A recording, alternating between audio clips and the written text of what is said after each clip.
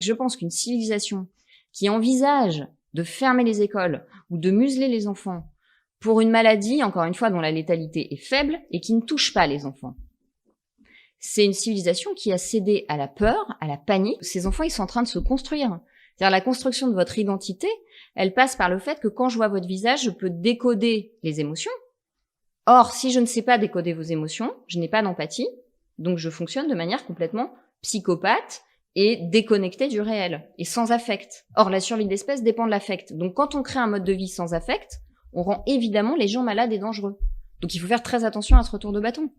Je pense qu'en termes de valeur, le masque est très significatif. Le masque à l'école est très significatif du fait qu'on est prêt à céder sur les fondements mêmes de notre civilisation et à revenir sur nos valeurs. Or, je crois qu'on ne réussit que sur ces valeurs. Donc, quand on renonce à la liberté, à l'égalité, parce que fermer des écoles, et ça, Emmanuel Macron l'a tout de suite vu, ça aggrave lourdement les inégalités.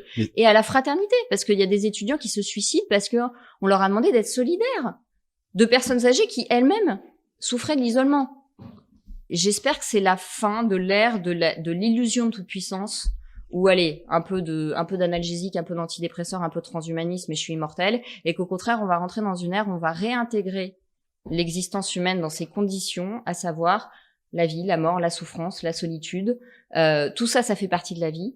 Mais si on en fait des catastrophes, c'est là qu'on crée des dégâts infinis. Donc j'espère plutôt qu'on va rentrer dans une ère où on va comprendre que sur une planète de plus en plus peuplée, avec une population de plus en plus âgée et polypathologique qui se déplace, des virus potentiellement pandémiques, il y en aura d'autres. Et sans doute des pires. Et que c'est pas en s'enfermant dans un bunker qu'on aura une réaction adaptée, parce que la pauvreté, elle a déjà doublé en 1 an, donc si on veut fuir, je crois qu'il va falloir sortir de nos peurs, et j'espère qu'on est au début d'une ère de courage, où on va sortir de la peur, accepter le réel, trouver des stratégies bien évidemment, il s'agit pas de laisser mourir les gens d'un virus, mais surmonter nos peurs, plutôt que se calfeutrer, régresser dans une espèce de cocon artificiel, dont au bout d'un moment, les gens ne voudront plus sortir avec un syndrome de la cabane, parce que finalement ils peuvent tout acheter en ligne, ils peuvent tout se faire livrer, et qu'ils se voient plus, et que comme ils se voient plus, bah ils meurent, parce que quand on n'a pas d'interaction, l'espérance de vie elle diminue.